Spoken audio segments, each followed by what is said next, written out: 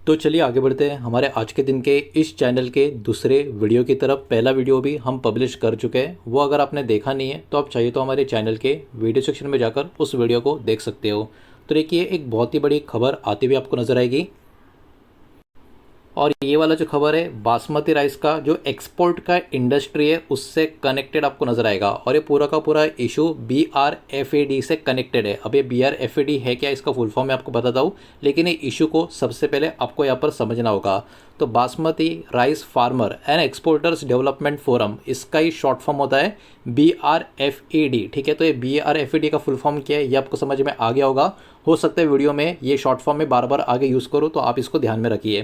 तो एक्चुअली ये BRFAD ने क्या किया, यहाँ पर रेस किया है कंसर्न गवर्नमेंट के ऊपर, मतलब गवर्नमेंट के सामने अपना कंसर्न यहाँ पर इन्होंने रखा है। अब इनका कंसर्न है क्या, इनकी चिंता है क्या, इनका क्वेश्चन है क्या।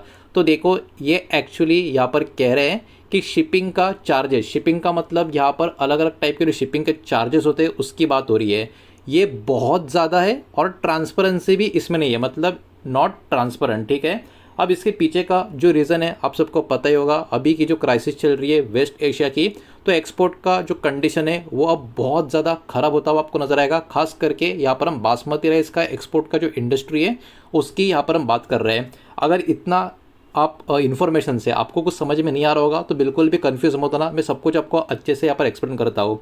आप देखिए, शिपिंग कॉस्ट का जो एक्सप्लोजन है वो बहुत ज़्यादा मेजर चैलेंज बनता हुआ आपको नजर आएगा। बिकॉज BRFAD ने अभी इसके बारे में तो गवर्नमेंट को बोला है कि यहाँ पर हमको बहुत तकलीफें हो रही है। अब ये तकलीफ क्यों हो रही है ना, ज़रा इस बात को समझने की कोशिश करो।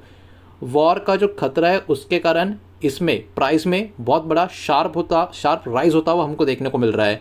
पहले क्या होता था, कंटेनर के हिसाब से $800 इनको पे करना पड़ता था, लेकिन अभी भाई साहब कंटेनर के हिसाब से $6000 इनको पे करना पड़ता है। चलो डॉलर का छोड़ो, एकदम सिंपल सा एग्जांपल आपको लेना है तो मान लो पहले ये लोग कंटेनर के लिए ₹800 दे रहे थे, तो अभी सेम कंटेनर के लिए इनको ₹6000 देना पड़ रहा है। तो आप अंदाज़ा लगा लो, और यहाँ पर डॉलर की बात हो रही है। तो कहीं ना कहीं ये वाला खर्चा जो यहाँ पर बहुत बड़ा जंप आपको दिखा रहा है कॉस्ट का, ये इतना ईजी तो नहीं है कि इसको कोई भी डाइजेस्ट कर लेगा।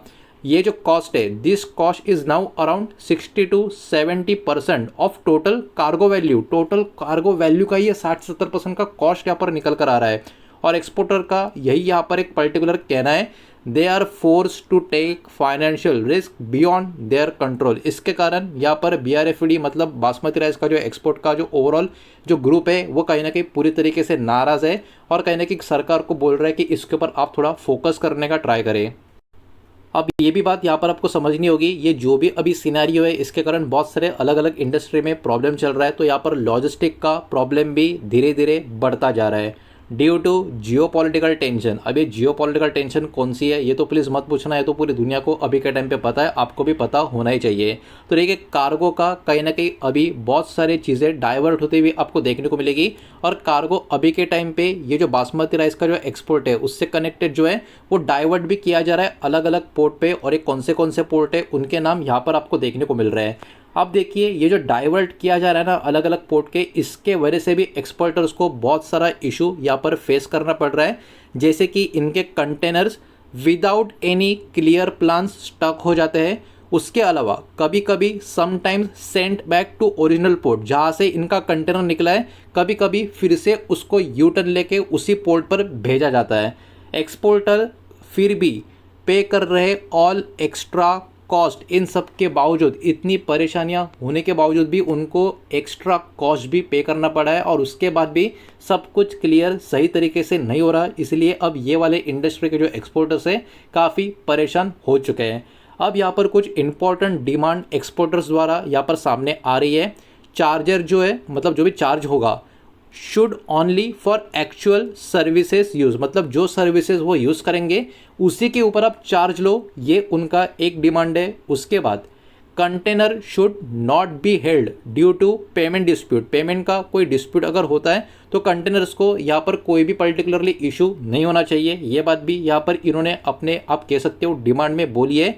क्लियर रूल चाहिए। ये ग्लोबल कॉन्फ्लिक्ट जो चल रहा है उसके चलते बहुत सारा जो अनसर्टिनिटी है, कन्फ्यूजन है इस इंडस्ट्री में, वो हमको नहीं चाहिए। एक क्लियर रूल हमारे सामने आप प्रेजेंट कीजिए। ये वाला पर्टिकुलर मांग डिमांड एक्सपोर्टर के द्वारा निकल कर सामने आ रहा है, जो मेरे हिसाब से तो कहीं ना कहीं फेयर हमको लगना चाहिए। अब देखिए गवर्नमेंट का एक्शन इसके ऊपर अब तक किया हुआ है, ये भी हमको समझना होगा। Directorate general of shipping has taken a note, मतलब इसके बारे में जो डीजी है शिपिंग के, कहीं ना कहीं उनका इसके ऊपर एक नोट उन्होंने यहाँ पर मार्क करके रखा है, और इशू जो है इंटर मिनिस्ट्रियल को ग्रुप को उन्होंने भेजा है। ये वाला अपडेट भी गवर्नमेंट के साइड से निकल कर आ रहा है। ग्राउंड लेवल का इम्प्रूवमेंट अभी भी विजिबल नहीं है। मतलब देखिए गवर्नमेंट की तरफ से कहीं ना कहीं ये भी है कि ग्राउंड लेवल पे जो इम्प्रूवमेंट होना चाहिए वो भी अभी भी नज़र नहीं आ रहा। मतलब यहाँ पर टाइम लग सकता है, ये वाला सिनेरियो भी हमको देखने को मिल रहा है। अब इस सब में जो सबसे बड़ा इम्पैक्ट है वो छोटे एक्सपोर्टर्स को यहाँ पर भुगतना पड़ रहा है। स्मॉल बिजनेसेस आर फेसिंग, अब छोटे बिजनेसेस को क्या क्या फेस करना पड़ रहा है?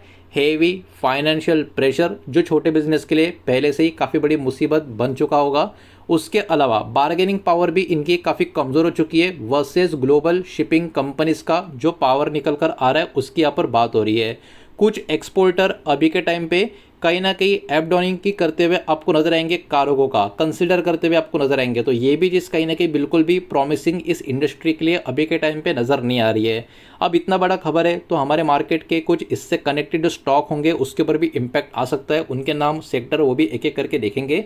लेकिन वीडियो को प्लीज़ लाइक कर देना, वीडियो को शेयर कर देना। पहली बार चैनल पे आ चुके हो तो चैनल को भी सब्सक्राइब जरूर कर देना। और जो भी सेक्टर या स्टॉक का यहाँ पर मैं आपको नाम दिखाऊंगा वो किसी भी तरीके का इन्वेस्टमेंट का एडवाइस नहीं है। न्यूज़ के ऊपर बेस्ड जो इम्पैक्ट निकल कर आ सकता है वही मैं आपके सामने प्रेजेंट कर रहा हूँ।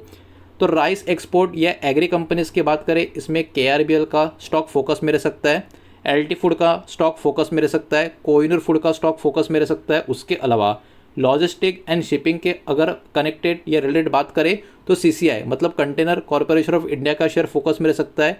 SCI यानी शिपिंग कॉर्पोरेशन ऑफ इंडिया का शेयर फोकस में रह सकता है। जहाँ तक बात करें इम्पैक्ट का नेचर कैसा रहेगा, तो हायर कॉस्ट अगर होते तो इन कंपनी का मार्जिन क्या होगा? लो होगा। एक्सपोर्ट का अगर डिले होता है तो वर्किंग कैपिटल के ऊपर प्रेशर आएगा। डिमांड का डिसरप्शन कहीं ना कहीं अब इस मार्केट में काफ़ी बड़ा चैलेंज यहाँ पर इन लोगों के लिए बनता हुआ नजर आ रहा है। तो कहीं ना कहीं इस इंडस्ट्री के लिए अभी क्या जो टाइम देखने को मिल रहा है वो कहीं ना कहीं थोड़ा सा प्रॉब्लमेटिक नज़र आ रहा है। तो कहीं ना कहीं भी कुछ घंटे पहले ये जो रिपोर्ट आई थी हमारे मार्केट में, तो मुझे लगी कहीं ना कहीं काफ़ी इंपॉर्टेंट है, काफ़ी ज़रूरी है इसको आपके सामने प्रेजेंट करना। वही मैंने इस वीडियो के माध्यम से आपके सामने प्रेजेंट किया है। और ये पूरा का पूरा कंटेंट इन्फॉर्मेशनल और एजुकेशनल पर्पज़ के हिसाब से ये, इस बात को भी आप प्लीज़ ध्यान में रखें। सारा का सारा डेटा जो मैंने आपके सामने शेयर किया है ये पूरी तरीके से पब्लिकली अवेलेबल न्यूज़ और अपडेट्स में आपको आराम से मिल जाएगा। उसी को ये बेस बना के मैंने ये पूरा डेटा आपके सामने प्रेजेंट किया है। ये किसी भी तरीके का इन्वेस्टमेंट का एडवाइस नहीं है, इस बात को भी आप ध्यान में रखें। उम्मीद करता हूँ वीडियो आपको समझ आया होगा, पसंद आया होगा। तो वीडियो को लाइक करें, दोस्तों शेयर करें। पहली बार चैनल पे आ चुके हो तो सब्सक्राइब भी कर देना। और कोई भी स्टॉक में निवेश करने से पहले खुद की स्टडी रिसर्च ज़रूर करें, फाइनेंशियल एडवाइजर की सलाह ज़रूर ले। मिलते हैं नेक्स्ट वीडियो में, धन्यवाद।